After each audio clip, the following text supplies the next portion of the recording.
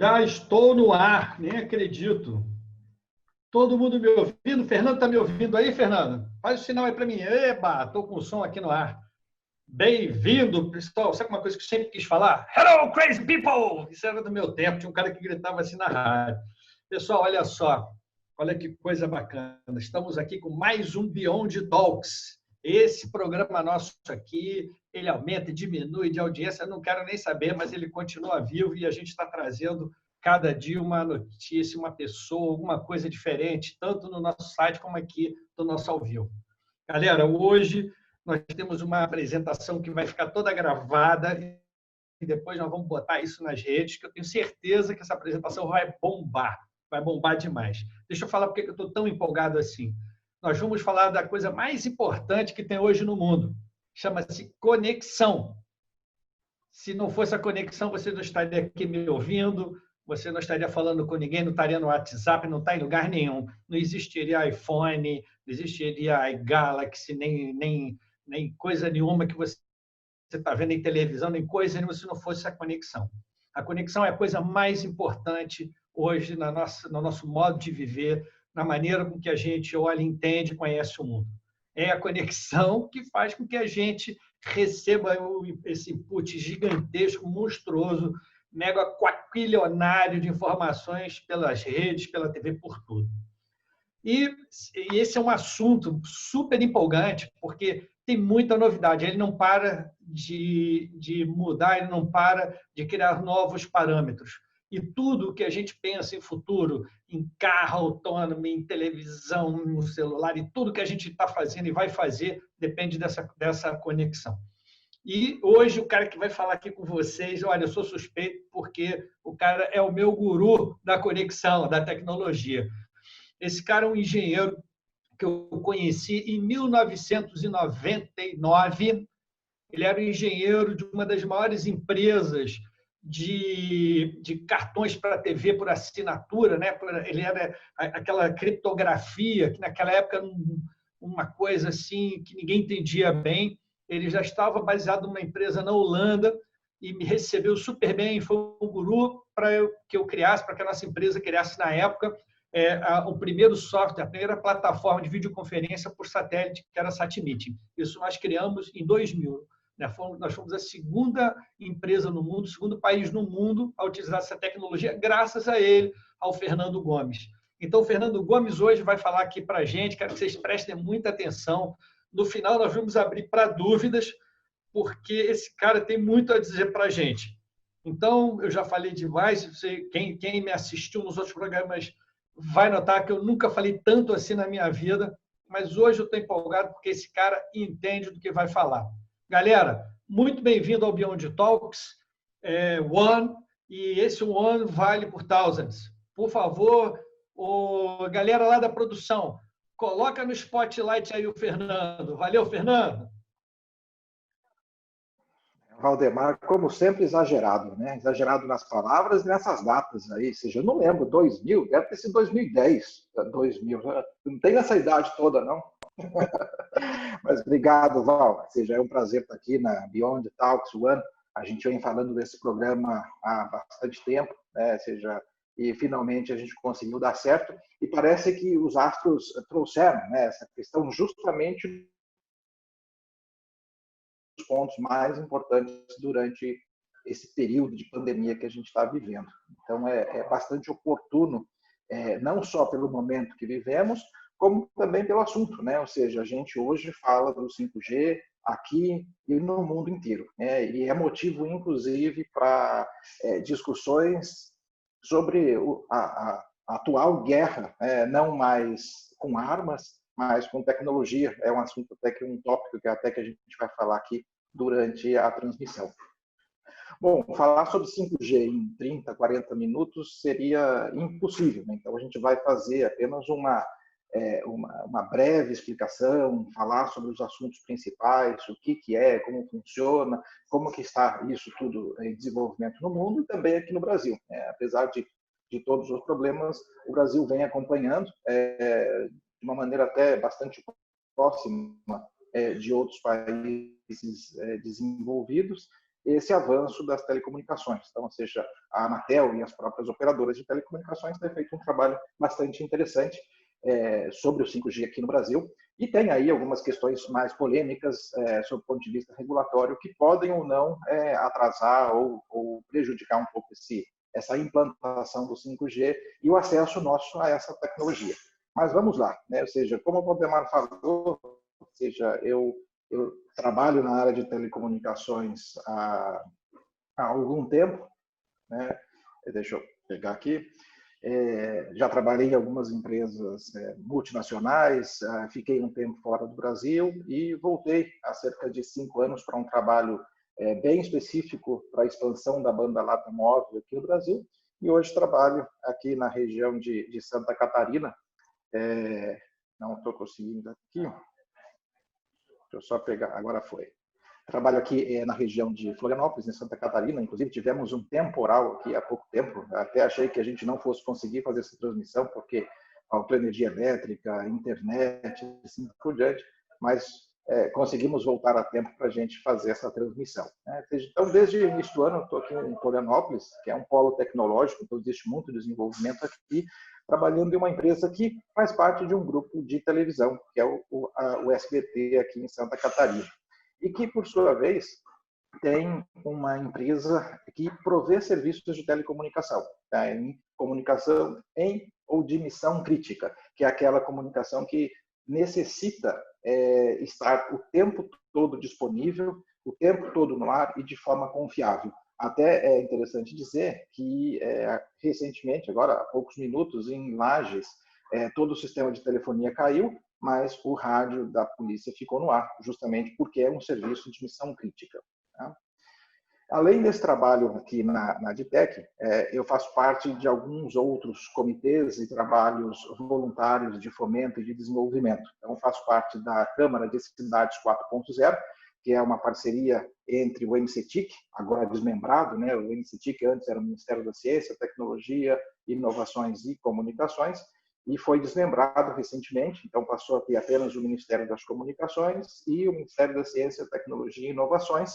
E agora essa Câmara está passando por uma reestruturação porque existem atividades dos dois ministérios que antes eram um só e agora houve essa divisão. Então, está passando por uma pequena reestruturação e tem a participação também do Ministério do Desenvolvimento, ou seja, tudo isso para que se possa trabalhar na implantação das cidades inteligentes, que, por sua vez, vão fazer um uso extremamente grande, extremamente amplo da tecnologia de comunicação, de conectividade, principalmente pelo 5G. Também faço parte do comitê gestor de um projeto que se chama Brasil em Transformação, que tem a sua relação com as cidades 4.0, mas busca capacitar os municípios para a implantação desse conceito das cidades inteligentes. E também sou membro da PolyAngels, um grupo de investidores anjo que justamente busca trabalhar com startups que têm um apelo tecnológico nos seus projetos, também voltados às cidades inteligentes, ao agronegócio, à internet das coisas, e, por sua vez, tem muita relação com o futuro 5G que está chegando. Tá? Então, por isso que também o 5G faz parte dessa pesquisa, desse desenvolvimento que a gente faz por aqui. Vou mudar o slide aqui.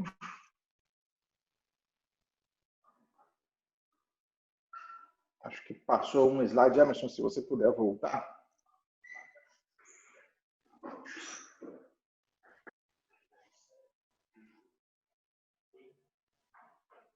A gente vai falar um pouquinho da história. Aí está, né? Ou seja, para quem não sabe, a primeira chamada de celular feita no mundo foi por esse senhor, Martin Cooper, em 1973, numa rua na Sexta Avenida, em Nova York. E esse foi o aparelho que ele utilizou. É um aparelho que pesava 2,5 kg e tinha uma bateria que tinha 20 minutos de conversação.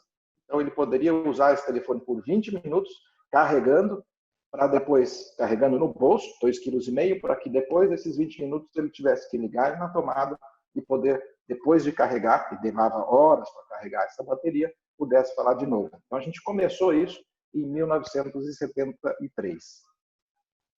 Bom, De lá para cá, as coisas avançaram muito rapidamente, né? A gente, na década de 80, deixa eu só ver se não vai passar de novo o slide aqui. Na década de 80, nós tivemos a primeira geração do celular, o 1G. Ih, passou de novo, Emerson, vou ter que me acostumar com esse delay aqui, se você puder voltar.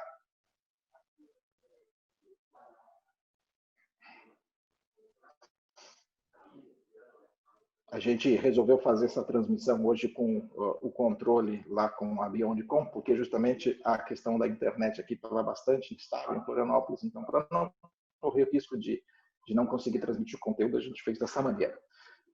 Mas então, lá na década de 80, né, surgiu a primeira geração do celular. Ou seja, a gente tinha aí, eram celulares extremamente caros, diminuíram de tamanho, já não era aquele celular que o Martin Cooper usou, que inclusive era da Motorola. Aquele celular foi um desenvolvimento da empresa em que o Martin Cooper trabalhava com a Motorola, e chamava-se Dynatac, que inclusive passou a ser o primeiro produto depois da Motorola, o Dynatac 8000. Tá? Mas aí na década de 80, a gente tinha esse celular em tecnologia analógica, ou seja, praticamente transmitia uma ínfima informação ali de dados de forma analógica, e era usado principalmente para a transmissão de voz.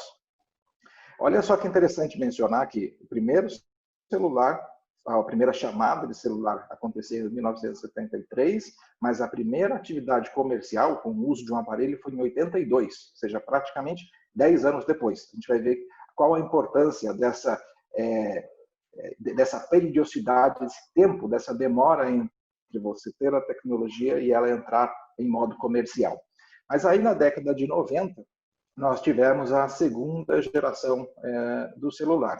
E aqui a gente já lembra, né, talvez vocês se lembrem, daquelas sopas de letrinhas que a gente já tinha, né? Era o TDMA, CDMA, depois apareceu o GSM, que entrou aqui no Brasil com a TIM, que foi a primeira a utilizar esse padrão de comunicação móvel. Mas na década de 90 nós tivemos o 2G, que trouxe uma inovação assim, gigantesca.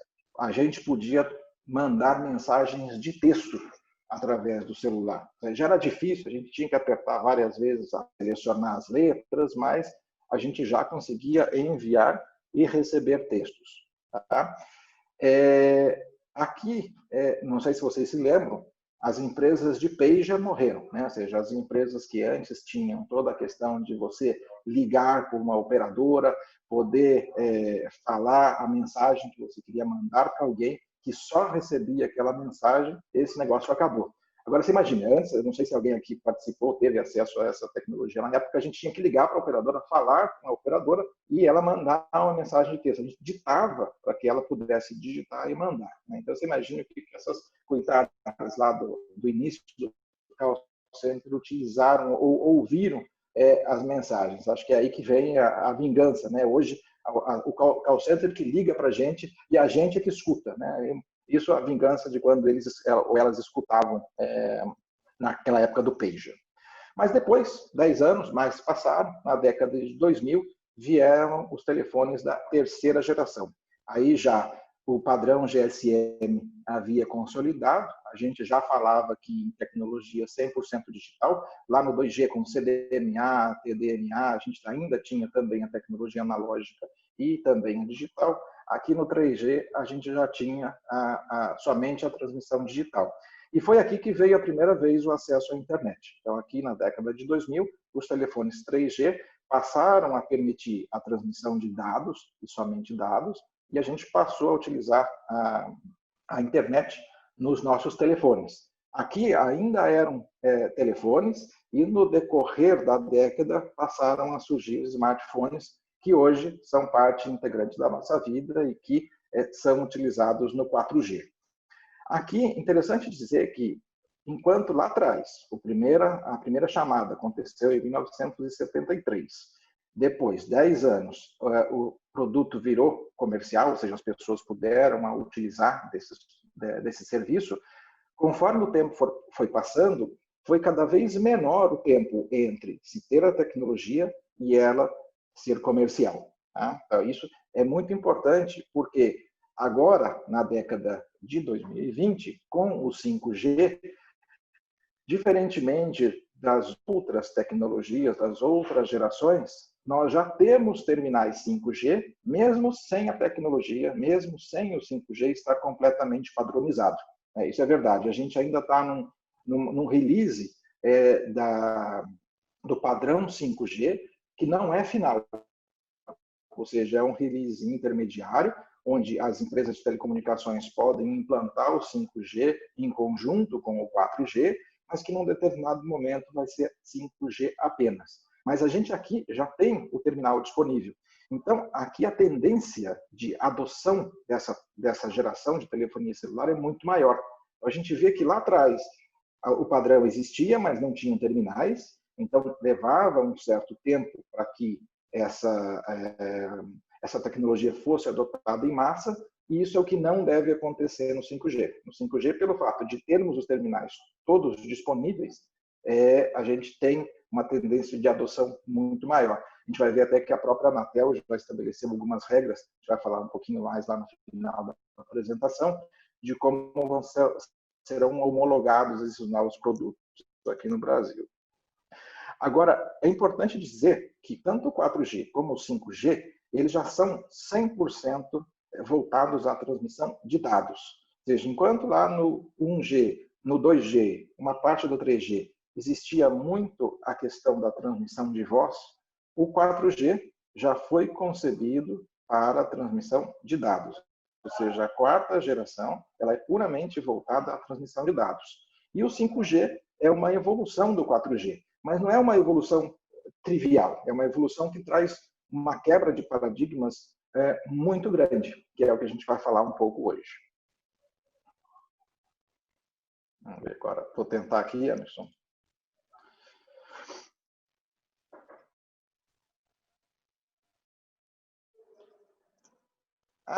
Até tinha esquecido desse slide aqui. Ou seja, aqui eu peguei algumas fotos hoje à tarde. Tá? Ou seja, isso aqui, a empresa que eu trabalho, a Ditec, antes chamava-se Direta. E foi uma das primeiras empresas aqui no Brasil a usar o celular, em 1992.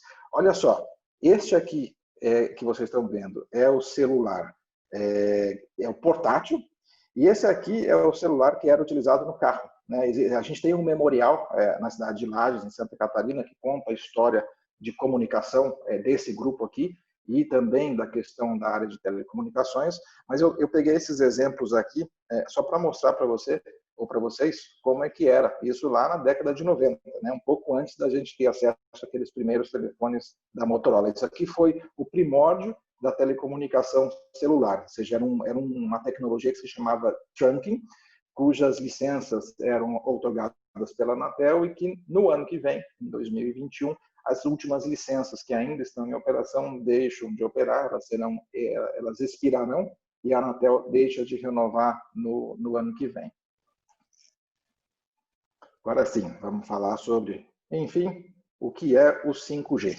Tá? O 5G a gente tem que caracterizar como um tripé. Tá? Ou seja, a diferença no 5G, a maneira como esse padrão foi concebido, é uma evolução, e uma evolução muito grande do 4G, resolvendo problemas que o 4G teria na implementação para determinados tipos de aplicação. Tá? Então, o primeiro ponto que a gente fala aqui é o Enhanced Mobile Broadband. O Enhanced Mobile Broadband, o que ele faz? Ele tem uma velocidade de transmissão que chega a ser milhares de vezes que o 4G permite. Tá? Então, a gente está falando aqui em 10 mil vezes a velocidade que o 4G permitiria para um número maior de usuários. A gente também fala que a gente pode chegar a velocidades no pico, não de forma contínua, de 20 gigabits por segundo. Então, hoje, para quem está acostumado com 4G bom, que a gente tem em algumas cidades, nas maiores cidades aqui do Brasil, e eu digo bom porque assim, a telefonia, a banda larga móvel aqui no Brasil, ela é classe, ela tem uma boa performance. Tá? A gente encontra velocidades e performances similares nas principais cidades do mundo, Mas com o 5G a gente pode chegar a picos de 20 gigabits por segundo e facilmente a velocidades sustentadas, mesmo em movimento, mesmo você estando num trem, por exemplo, de 100 megabits por segundo. Ou seja, você vai ter uma velocidade muito maior e, por isso, uma performance, uma banda larga móvel melhorada. Tá? E isso pode ser utilizado para algumas outras aplicações. Aí vocês podem perguntar, poxa, mas com 30, 40, 50 megabits que eu tenho no 4G, eu já consigo assistir meu Netflix, eu consigo usar meus aplicativos de mensagens, por que eu preciso mais? Justamente está aí a diferença, ou seja, com o 4G nós não poderíamos utilizar algumas novas aplicações que demandam muito mais velocidade, como, por exemplo, realidade virtual, realidade aumentada, holografia. Né? A Claro fez uma demonstração em São Paulo no ano passado, muito interessante. Foi num show no Allianz Parque, ali, que é o estádio do Palmeiras, e eles colocaram uma imagem holográfica, ou seja, tinha uma pessoa que não estava no show, estava num outro ambiente e eles fizeram uma transmissão, na verdade, uma geração holográfica, como se aquela pessoa estivesse no palco. Tudo isso utilizando uma rede 5G. Então, isso não seria possível com o 4G, é possível com o 5G por conta dessa característica de banda larga avançada, né, que é onde a gente pode chegar a uma taxa de dados muito maior. O segundo ponto desse tripé é a comunicação máquina-máquina, né? Ou seja, a gente pode fazer isso em 4G, na verdade, as operadoras hoje já fazem isso, a gente tem aplicações todas de comunicação entre dispositivos, que é conhecido como IoT ou Internet of Things, ligado na questão da tecnologia, já certamente ouviu esse termo, tá? Mas o 4G ele tem uma limitação, ou seja, cada célula ela pode ter a conexão de um número limitado de dispositivos. O 5G ele traz a capacidade de você conectar milhões de dispositivos em uma mesma célula, o que é necessário para quando esse número de dispositivos crescerem. Então, a tendência da internet das coisas é que cada coisa tenha uma conectividade, que tenha sensores, que essas informações sejam coletadas por esses sensores, transmitidas a um determinado ponto, analisadas e ações sejam tomadas. Né? Machine-to-machine communication, M2M communication, tem essa característica, ou seja, a máquina coleta a informação através de sensores, uma outra máquina analisa aquela informação e, baseado em tecnologias normalmente voltadas com a inteligência artificial, decisões são tomadas sem a necessidade da gente ter um humano ali fazendo essa operação. O humano passa apenas a monitorar toda essa informação. Mas, diferentemente do 4G, o 5G tem essa característica de poder permitir uma quantidade enorme de dispositivos conectados simultaneamente. Vou esperar aqui o delay. Ok. Bom, outro ponto importante, falando sobre IoT ainda, Internet das Coisas, é que no 4G, o consumo de bateria desse dispositivo é muito alto. Então, você obrigatoriamente tem que ter dispositivos que estejam conectados a uma fonte de energia, né, uma tomada, assim por diante, ou então ter que ficar carregando constantemente. Com o 5G, esses dispositivos eles terão capacidades, terão implementações que permitirão que tenham uma longa vida de utilização. Então, isso é muito importante quando a gente fala de sensores que começam a ficar em locais mais isolados. Então, você imagine, por exemplo, uma plantação e você tem ali a terra e você tem sensores que ficam debaixo da terra, coletando dados como umidade, elementos químicos e assim por diante, que tem que transmitir essas informações para que então se tome a decisão de irrigar ou de adubar ou de fazer qualquer atividade para melhorar aquela característica para que então se possa ter uma performance melhor naquela plantação. Então, o tempo de vida da bateria é muito importante e o 5G traz essa implementação. E o terceiro tripé, que é Ultra Reliable Machine Type Communication, assim, da mesma forma que eu falei ali atrás sobre a comunicação de missão crítica, o 5G vai ter essa característica. Ele pode ter essa característica de tal maneira a garantir que o sistema esteja disponível a maior parte do tempo. Então, isso é muito importante, por exemplo, para aplicações que demandem uma confiabilidade muito grande. Então, vamos imaginar uma cidade inteligente, onde carros autônomos circulem, e a gente tem que garantir que o carro da frente se comunica com o carro de trás, que se comunica com o carro do lado. Essa comunicação entre esses dispositivos, elas têm que ser totalmente confiáveis, elas têm que estar disponíveis o tempo todo, porque pode significar a vida de um ser humano. Então, o 5G traz essa característica de alta confiabilidade e alta disponibilidade. E ainda nesse tripé, a gente tem também a questão da latência.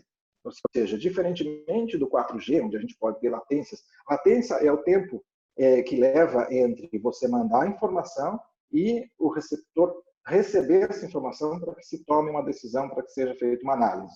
Tá? Quando se alguém aqui já fez um ping, né, na internet, vai ter lá uma informação que fala justamente da latência. Tantos milissegundos. É o tempo que aquele pacote de dados levou para sair desse ponto, origem, até chegar ao ponto destino. Então, a latência, ela também ela tem características que definem se aplicações funcionam ou não funcionam. Vamos pensar, por exemplo, que no futuro eu tenho um cirurgião que está em uma determinada cidade e uma pessoa que está sendo operada através de um braço robótico por esse cirurgião. Ou seja, não pode existir latência entre esses dois dispositivos, porque pode significar também a vida do ser humano, ou seja, aquela pessoa que está sendo operada. Então, no momento em que o cirurgião mexe o braço robô do lado de cá, o braço robô do lado de lá tem que responder imediatamente. Então, essa é a importância da gente ter essa comunicação confiável e disponível. Então, basicamente, o 5G, vocês viram, ele é uma evolução do 4G, mas ele traz características muito maiores, implementações muito mais sofisticadas, que vão permitir o uso de aplicações para esse tipo de necessidade. Então, o ponto é esse, né? Ou seja, na discussão com o Valdemar, que a gente estava falando sobre 5G, um dos pontos que eu bato muito é que assim, o 5G vem para resolver dores, para resolver problemas que ainda vão existir. Né? Então, o carro autônomo, ele é uma necessidade, ou seja, a questão da confiabilidade da comunicação é uma necessidade para que o carro autônomo funcione. Nós ainda não temos carros autônomos, né? Pelo menos não aqui no Brasil. Em alguns lugares do mundo a gente já tem carros autônomos, principalmente carros compartilhados, funcionando. Né? E é até uma questão muito forte, a indústria automobilística, ela vem trabalhando muito forte nisso, que você tenha carros compartilhados, ou seja, cada vez mais o consumidor não vai ter um carro, ele não vai chegar e comprar um carro, ele vai usar um carro, que pode ser compartilhado, que você não tem motoristas e assim por diante.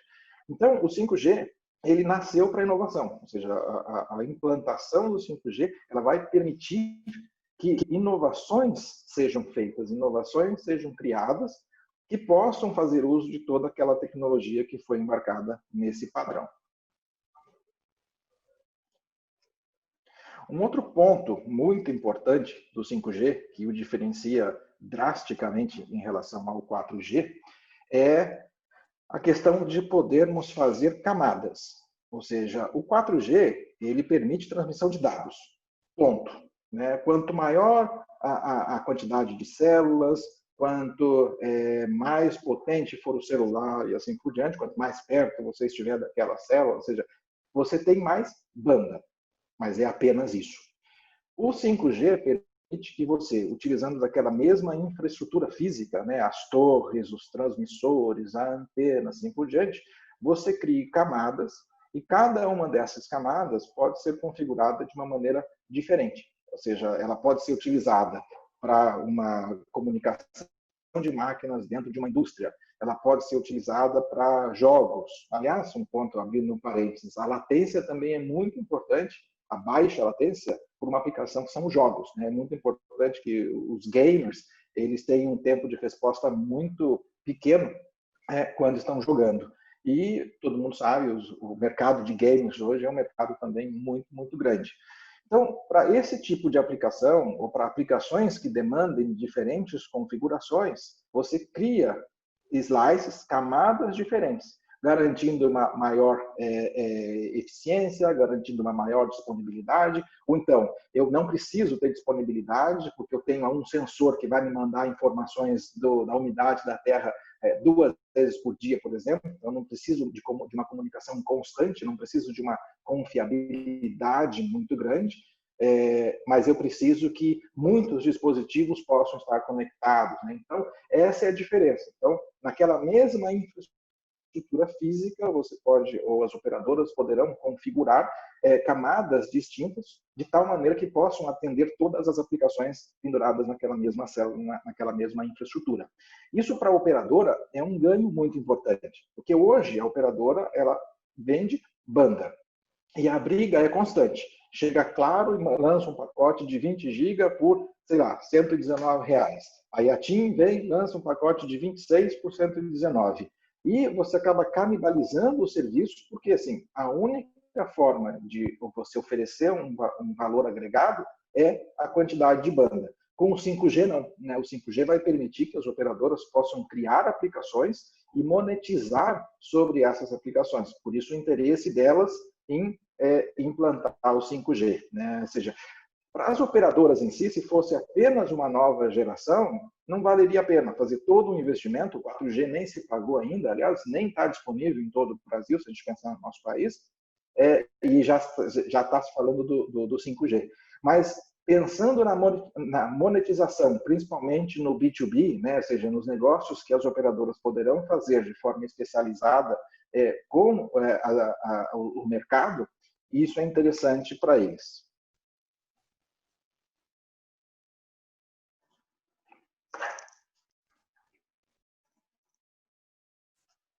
Vou mudar o slide aqui.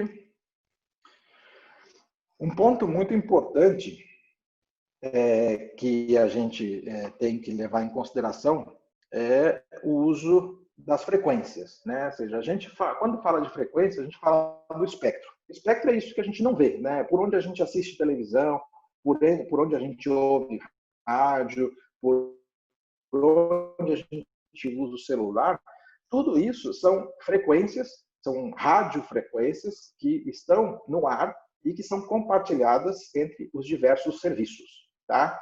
Se a gente pegar, hoje, a gente fala do uso de frequências que vai mais ou menos até os 6 GHz. Tá? Se a gente pensar, a televisão está aqui para trás, o rádio está aqui para trás, e também temos telefonia celular, o próprio 4G está aqui para trás, a gente vai ver no próximo slide um pouco mais em detalhes.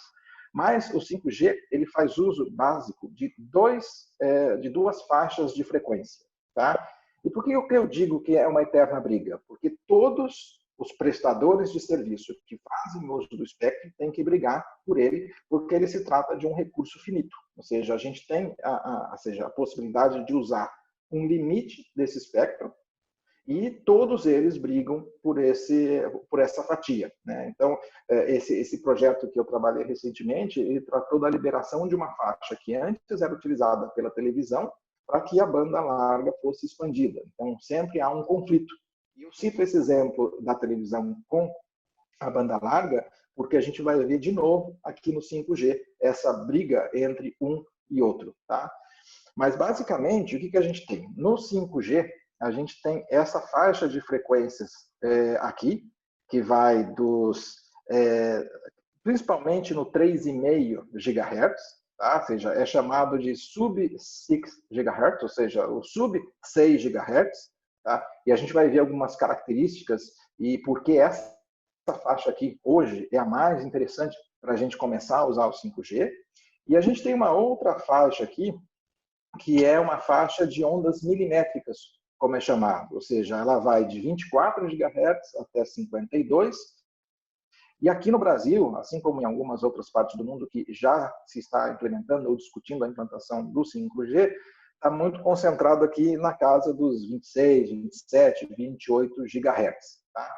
Essa faixa de frequências também é muito importante, mas ela tem algumas características que farão com que, na minha opinião, esse 5G nessa faixa vá um pouco mais à frente. Tá? Depois eu vou explicar o porquê. Mas, ou seja, aqui é importante salientar que, assim, um dos principais pontos que impacta a implantação do 5G é justamente a disponibilidade de espectro.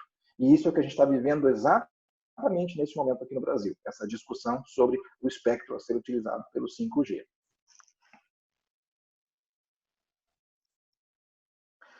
O interessante dizer é que, além do 5G, a gente tem uma série de outros serviços, todos eles competindo por esse espectro. Né? Ou seja, eu também conversando com o Valdemar aí na preparação da transmissão de hoje, desse bate-papo, eu comentei sobre o Wi-Fi 6, né? Ou seja, o Wi-Fi é uma nova tecnologia que vai permitir aquelas vantagens que a gente tem no 5G, porém numa rede Wi-Fi. Ou seja, a Anatel, no mês passado, outorgou a autorização para que se pudesse utilizar o Wi-Fi nessa faixa, e a gente vai ver os primeiros dispositivos chegando aí no ano de 2021. Tá? Bom, o que a gente tem aqui? Todos esses blocos de frequência que estão em azul são blocos que hoje já existem. E os blocos pretos são aqueles que estão em discussão ou que já estão definidos para serem utilizados pelo 5G. E aqui é onde a gente vê essa nova faixa de frequências, aqui no 6 GHz, que justamente vai ser utilizado pelo Wi-Fi. Aqui no Brasil, em particular, a gente foi definido que vai do 5.9 ao 7.1 GHz. Só para vocês terem uma ideia, né, acredito que todo mundo aqui usa Wi-Fi. Quando a gente fala hoje, o Wi-Fi ele trabalha em duas frequências, ele trabalha em 2.4 e 5 GHz. Né? Vocês já devem ter visto em alguns roteadores aí o tal do 5G. Né? Esse 5G que está lá no seu Wi-Fi é justamente essa faixa de frequências aqui dos 5 GHz. Só para vocês terem uma ideia da capacidade que a gente vai ter com o novo Wi-Fi, a gente hoje fala em mais ou menos 120 MHz de banda, tá? Aqui no 2.4, e 300 MHz de banda aqui no 5G. E neste Wi-Fi 6 GHz, a gente vai ter 1.200 GHz, ou seja, 10 vezes praticamente o que a gente tem no Wi-Fi de 2.4, 3 vezes ou 4 vezes o que a gente tem no Wi-Fi 5G. Então, a gente vai ter uma capacidade de banda muito maior. E pelo fato de não ser uma frequência licenciada, a gente vai poder utilizar isso de uma forma bastante ampla. E pelo fato de ter uma frequência maior do que as outras, a cobertura diminui. Então, a gente também tende a ter menos interferência com o vizinho e assim por diante. Mas ele, por outro lado, vai trazer velocidades muito maiores, a gente está falando aí na casa dos gigabits por segundo, e uma latência muito pequena também. Então, aí vem de novo aquela questão das aplicações, como por exemplo, dos jogos. Bom, vou mudar aqui o slide.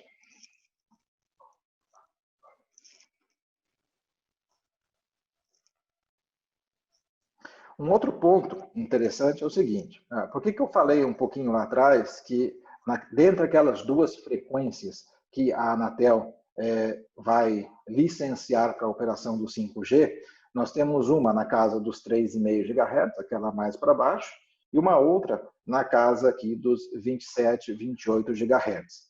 Essa representação aqui, ela indica, de forma gráfica, a quantidade de células que serão necessárias para uma mesma área. Tá? Então, por exemplo, neste aqui, a gente está falando que na casa dos 3,5 GHz, nós precisaríamos de cerca de 23 células para cobrir essa área. No 5G de onda milimétrica, a mesma área vai precisar de 128 células. O que significa que nessa faixa de frequências, a necessidade de cobertura é de 7 a 8 vezes maior. O que significa? Que a operadora vai ter que implantar muito mais células para poder atingir a cobertura naquela área. Tá? Isso aqui é preocupante, do ponto de vista de implantação, porque a gente fala aqui que as antenas que precisam ser instaladas, elas têm uma dificuldade regulatória muito grande. Ou seja, a Anatel vem trabalhando muito forte, faz parte da pauta da Anatel para este ano, que é uma definição que tem que acontecer, é a lei das antenas, tá? Mas que depende também dos municípios, porque hoje, para que se possa instalar uma antena, existe um procedimento tão burocrático e tão complicado que, ou seja, muitas vezes as operadoras não conseguem, elas desistem de implantar aquela estação rádio base.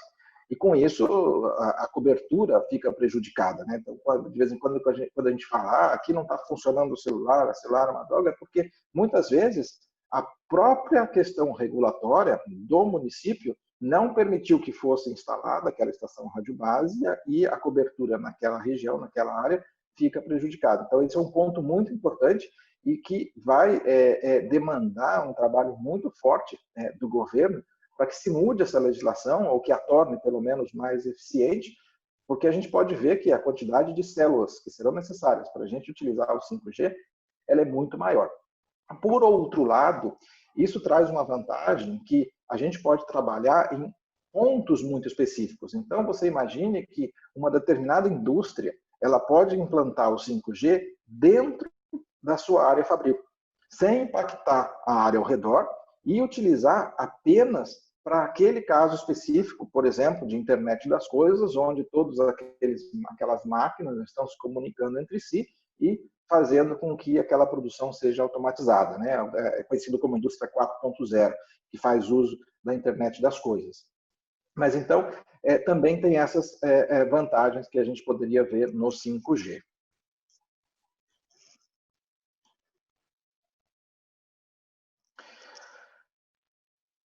Aqui eu vou mostrar um vídeo, eu acho esse vídeo bem interessante, porque ele mostra um teste que foi feito nos Estados Unidos, justamente onde já tem o 5G instalado, e que é uma rede de ondas milimétricas, naquela faixa de frequências mais alta, e que a gente vê a diferença que vai fazer se a gente tiver ou não célula. Deixa eu...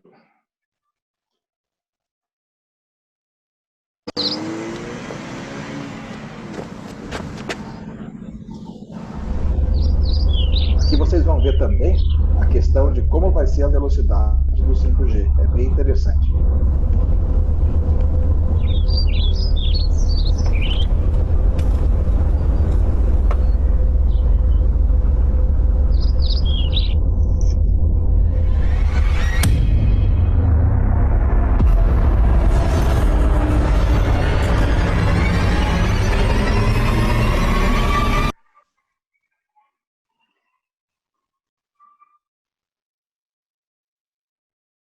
Então, vocês podem ver aqui a velocidade de 1.5 GB no seu celular. Por outro lado, deixa eu só ver aqui. Deixa eu só sair daqui.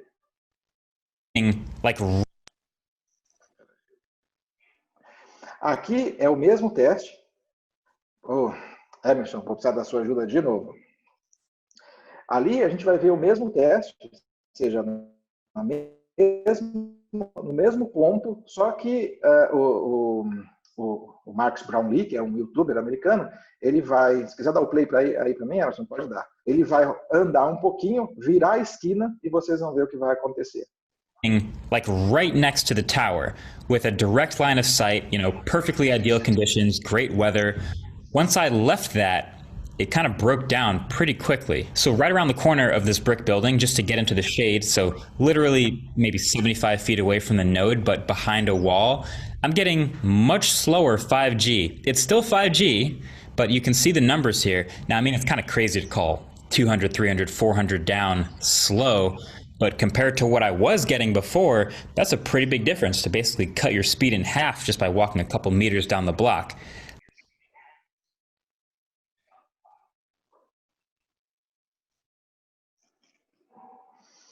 Então, vocês podem ver, né? Ou seja, continua sendo uma velocidade absurda, né? Gigante, mas ele apenas virou a esquina e perdeu a banda aí em 3 vezes, ou a metade. Então, para vocês verem como vai ser importante que essas células estejam instaladas. Mas o 5G, ela tem uma vantagem que, na verdade, a gente não está falando de uma torre, né? A gente pode ter essas células instaladas em cima do poste, como você viu nesse vídeo, num ponto de ônibus, dentro do escritório, num semáforo.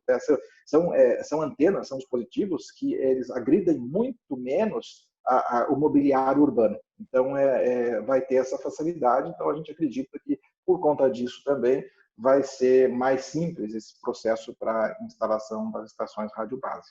Agora, por outro lado, pelo fato da gente ter uma necessidade de células muito maior e a velocidade que você vai entregar para o usuário final também ser maior, a infraestrutura necessária para conectar esses pontos, ela também é gigante, né? Então, cada uma dessas estações rádio base vai ter que ter uma fibra passando, ou seja, ela vai estar conectada a uma rede de fibra, a um backbone de fibra, para fazer justamente essa conexão entre todas essas estações rádio base. Então, é um trabalho enorme das operadoras para fazer essa implantação, mas que também traz seus benefícios, né? Ou seja, ao momento que você tem a fibra passada em todos os cantos para atingir aquelas células, aquela fibra também pode ser utilizada para outras funções, que aí vem em linha com aquela questão das cidades inteligentes. Então, você ter câmeras de vídeo monitoramento que vão identificar se existem pessoas em situações de risco, se tem alagamento, se um carro que tem, por exemplo, está sendo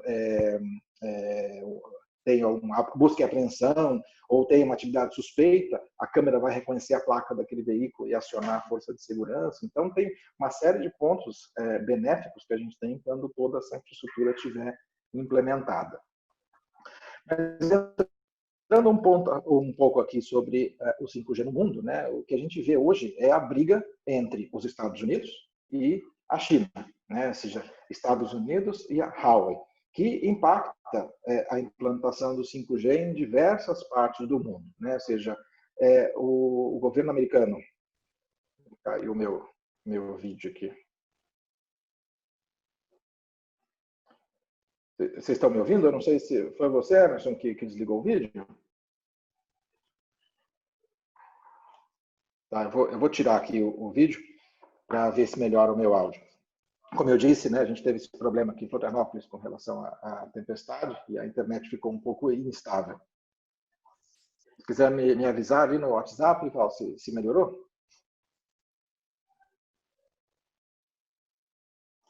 Vamos seguir aqui. Então, essa briga que existe entre o governo americano e a China, que inclusive fez com que no ano passado empresas americanas não pudessem vender soluções para empresas chinesas, né? Não sei se vocês se recordam, os telefones da Xiaomi ou da própria Huawei que utilizavam o sistema operacional do Google, Android, passaram a ter que ter um outro sistema operacional, porque essas empresas não poderiam mais vender para as empresas chinesas, semicondutores e assim por diante. Tudo isso começou lá e chega agora na questão do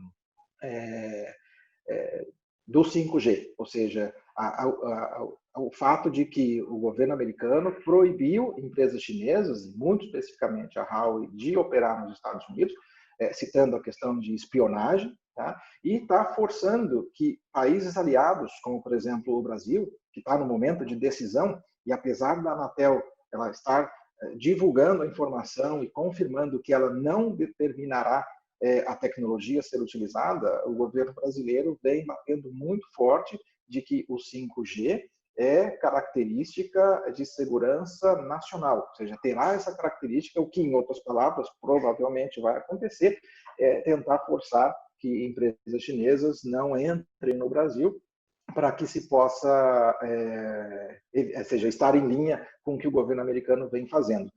Isso é ruim, né? Ou seja, a Huawei é a empresa que detém a maior infraestrutura de 5G hoje no mundo, tá? Consequentemente, ela tem produtos mais baratos, porque ela tem uma oferta maior, ela tem uma fabricação, uma produção maior, e isso reduz o preço para o usuário final, e isso facilitaria a questão da implantação, né? As empresas, as operadoras gastariam menos para implantar a rede 5G, mas está nessa briga, né? A gente não sabe ainda o que vai acontecer, mas isso está ao redor do mundo, ou seja, o governo americano vem batendo muito forte em países europeus, em países sul-americanos, no sentido de bloquear a entrada da Huawei. E até, ou seja, o Trump outro dia, recentemente, acho que faz umas 2 semanas, falou que os Estados Unidos vão ter o 5G e o 6G. Ou seja, o 6G a gente não está nem falando ainda, mas ele já vem colocando isso aí em pauta, né? Ou seja, o que mostra, na minha opinião, um pouco do seu desconhecimento.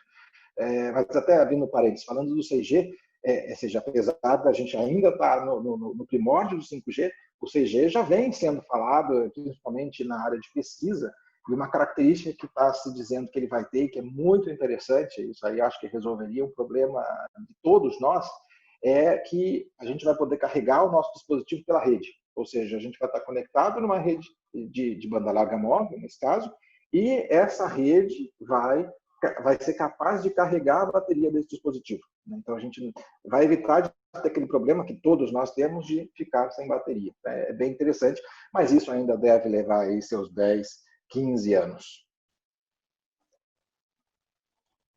Vamos para o próximo slide aqui, que a gente vai falar um pouco do 5G no Brasil. Ou seja, estamos quase no horário aqui, mas, basicamente, como eu comentei lá atrás, o Brasil ele está, sim, um pouco atrás, mas não muito. Tá? A Anatel, ela no início do ano, ela lançou uma consulta pública que tinha o objetivo de definir as faixas de frequência que seriam outorgadas, que seriam vendidas, e está justamente no momento da discussão de como fazer esse edital, como fazer essa licitação para a venda dessas frequências. E como vocês podem ver, ele traz aqui a faixa de 3,5 GHz e a faixa de 26 GHz. As outras duas, na verdade, são faixas que já foram trabalhadas no passado, mas que acabaram não sendo vendidas, elas fazem parte do estoque lá da Anatel, e eles vão aproveitar o mesmo edital para ser vendido. Né? Apesar de o 5G poder operar na faixa de 700 MHz ou outras faixas quaisquer, como você não tem dispositivos para essas faixas de frequência, acaba não sendo viável. Né? Então, a maior viabilidade está na faixa de 3,5 GHz e de 26. E, na minha visão, tudo vai começar com, primeiro, 3,5 GHz, porque justamente ela demanda da operadora uma menor infraestrutura. Né? A gente viu naquele slide a quantidade de células necessárias para a faixa de 3,5 e para a faixa de 26. E aqui a Anatel trouxe um detalhe bem interessante, né, que eu acho que tem seus prós e contras. Ela vai fazer, ela dividiu a faixa de 3,5 GHz, ela vai ter 400 MHz, ou seja, a 3,5 GB é a parte central, mas vai ser vendido do 3,3 ao 3,7. Tá? Então, são 400 MHz que serão vendidos e foram divididos em blocos. Tá? Então, a primeira rodada que está se prevendo nesse pregão eletrônico que a Anatel fará, possivelmente no início do ano que vem, estava previsto para esse ano, mas acho difícil que aconteça em razão de tudo isso que a gente está vivendo. Eles vão vender faixas, eles dividiram o Brasil em algumas regiões e separaram as regiões de maior interesse econômico, tá? Ou seja, pegaram regiões menores ou regiões onde as operadoras nacionais não terão tanto interesse e vão fazer uma venda de um bloco de 60 MHz para operadores regionais. Isso tem o objetivo de que esses operadores possam implementar o 5G em regiões que, se ficassem na mão das operadoras, levaria mais tempo para ser implantado. Ou seja, é natural que quando a TIM, a Claro, a Vivo comprarem uma faixa para o 5G, elas vão primeiro implantar em cidades como São Paulo, Curitiba, Rio de Janeiro e assim por diante, porque ali tem uma demanda maior e o retorno daquele investimento é mais rápido. E deixariam o 5G para o interior para uma segunda etapa, né? Como aconteceu com 3G, como aconteceu com 4G. Aqui a Anatel ela inovou e vai oferecer primeiro para esses operadores regionais, que, na verdade, são os prestadores de serviço de internet, né? Os ISPs. Os ISPs regionais no Brasil hoje representam, se a gente considerar o número de assinantes, eles hoje, juntos, têm o maior número de assinantes, ou seja, os chamados prestadores de pequeno porte, ou PPPs, que são os provedores regionais, somados têm o maior número de assinantes, sendo a Claro, que era antigamente, em segundo. Então, existem grupos bastante fortes em algumas regiões, como, por exemplo, no Ceará, no Rio Grande do Norte, aqui no Sul, no Rio Grande do Sul e Santa Catarina, que teriam interesse e, inclusive, capacidade econômica para poder implantar nessas áreas que eles atuam. Então, aí o objetivo seria que, ao mesmo tempo em que as operadoras grandes, né, nacionais, implementem nas regiões, nas metrópoles, essas empresas implementem no interior. Então, levaria o 5G de uma forma uniforme para o Brasil. É bem interessante, tem seus prós e contras, né? Ou seja, as operadoras falam que podem entrar provedores regionais que vão comprar licença, não vão operar, porque não terão capacidade financeira e depois vão vender aquela licença com ágio para as operadoras maiores. Né? Então, existem aí algumas questões que estão sendo discutidas, mas eu acho que a Anatel fez uma inovação bem interessante aqui, com um objetivo, eu diria, bastante interessante, do seu ponto de vista público, para tentar levar o 5G de forma uniforme para o Brasil todo. Tá? E, só que essa faixa de 3,5 GHz, e aí que vem a parte, até aqui parece tudo muito bacana, tal, mas essa faixa em particular, ela envolve uma disputa bilionária. Um pouco atrás, nos slides anteriores, eu falei, né, da questão da TV com as operadoras de telefonia e que ia se repetir. É justamente nesse ponto. Tá? Essa faixa de 3,5 GHz é justamente a faixa de frequências que as pessoas utilizam ou utilizavam para receber o sinal de televisão via antena parabólica. Não Sky, não as operadoras de DTH, né, que usam aquelas antenas menores, mas aquelas outras antenas que a gente vê principalmente no interior, que são antenas um pouco maiores, de tela, são chamadas de banda C, elas utilizam uma frequência muito próxima desta aqui, ou seja,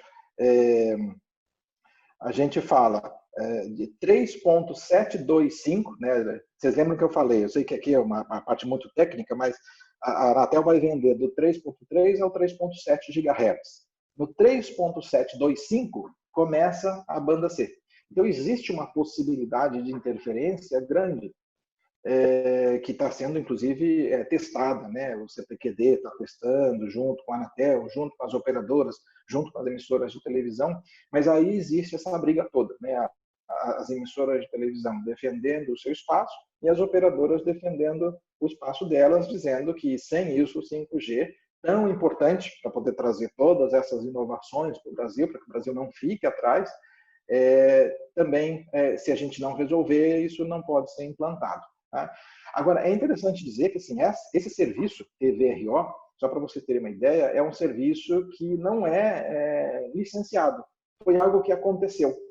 Pelo fato das emissoras de TV lá no passado não terem uma rede com cobertura nacional terrestre, como deveria ser, elas passaram a transmitir o sinal via satélite, até para que as suas afiliadas pudessem receber esse sinal, ou seja, então transmitia-se a TV Globo aí do Rio de Janeiro, que recebia lá em Manaus, por exemplo, ou lá em Fortaleza, e de lá fazia a transmissão terrestre. Mas para levar o sinal até essas localidades usava-se o satélite.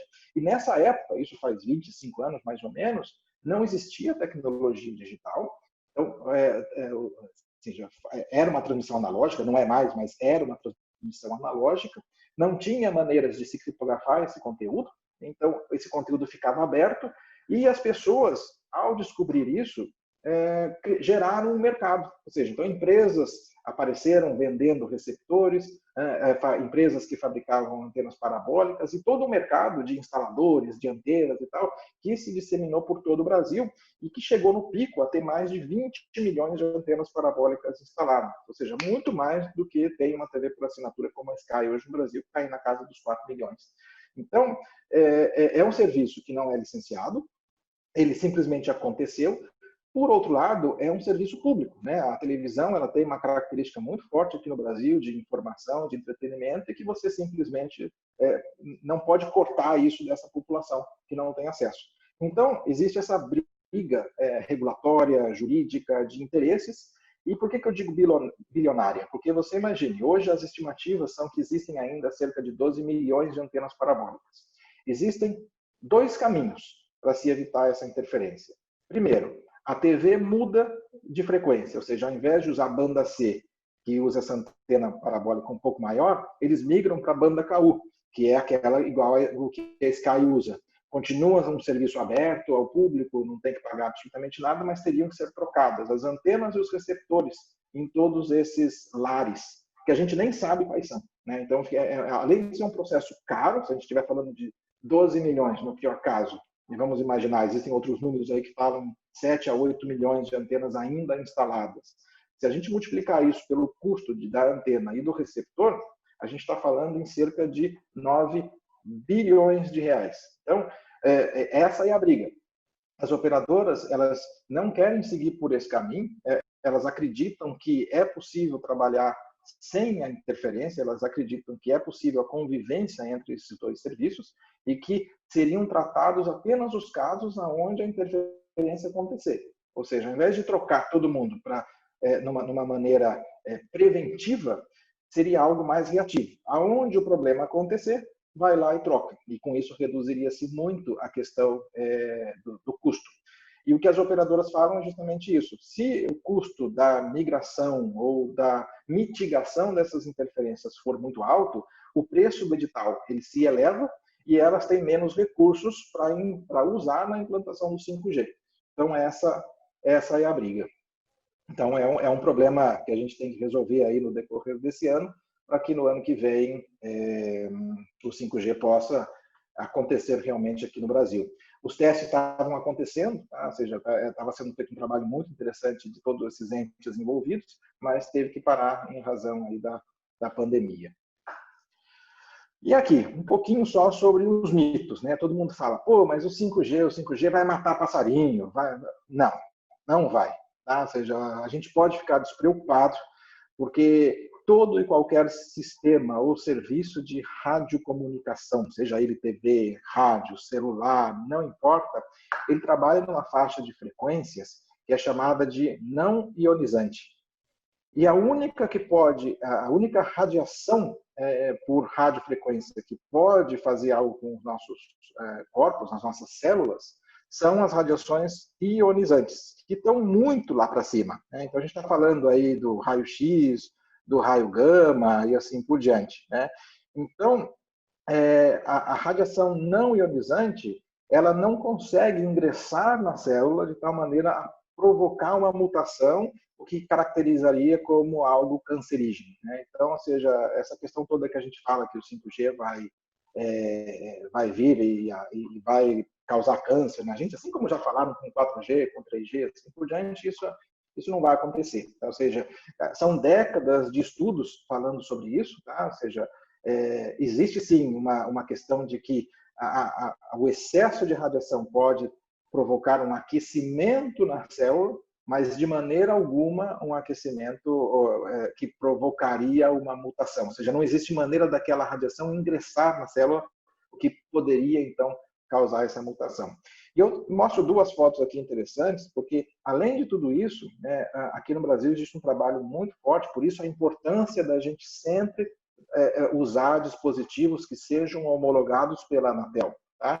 Todos esses dispositivos, eles passam por testes de radiação, de emissão de radiação. Lembre-se, a gente está usando esse aparelho do lado da nossa cabeça, do nosso ouvido. Tá? Então, é muito importante, então fica aqui, além da dica para não sair de casa, não use um dispositivo que não seja homologado pela Anatel, porque todos esses dispositivos passam por testes, como esse aqui, que é feito pelo INPE, lá em São José dos Campos, que mede para cada um desses dispositivos a radiação e verifica se está dentro daquele número esperado e seguro para a nossa saúde. E com isso, eu encerro aqui a discussão. A gente vai abrir para perguntas. Espero que não tenha sido muito técnico, que tenha sido interessante para vocês. Tem aqui os meus dados, meu e-mail e o WhatsApp. Eu fico à disposição para depois também esclarecer toda e qualquer dúvida que eventualmente vocês tenham. Pessoal, o cara sabe muito, não é? Eu sei que para vocês deve ter sido difícil, para alguns, para outros não, porque eu sei que já vi minha audiência aí, que não entendeu muito bem de alguns termos, algumas coisas de latência, né? Mas, olha, vou te falar para vocês, eu acho que no final foi uma belíssima aula e o pessoal acho que absorveu bem, entendeu bem. Lembro que isso vai estar gravado, então quem chegou atrasado, quem quer indicar essa apresentação para alguém, Estou vendo aí o pessoal, Alexandre Caruso, grande Caruso, poxa, Miguel, olha só, tanta gente boa aí atendendo aqui na nossa audiência do Beyond Talks. Pessoal, eu quero abrir agora aí, de Dado Azambuja, o homem da tecnologia, o homem do digital. Então, assim, eu quero abrir para vocês, deixa eu ver se tem alguma pergunta, porque eu acho muito importante a gente fazer essa troca. Bom, tem uma pergunta aqui, Fernando, que o pessoal está perguntando o seguinte, né? Se você pode voltar a falar rapidamente para a gente aí desse tempo que o Brasil vai absorver 5G. A gente ouve falar que já está vindo aí, mas eu tenho pessoas que falam que só daqui a 20 anos, que nós estamos muito atrasados com relação ao resto do mundo na aplicação do 5G. Pelo menos São Paulo e Rio de Janeiro, como pergunto aqui. O que você acha?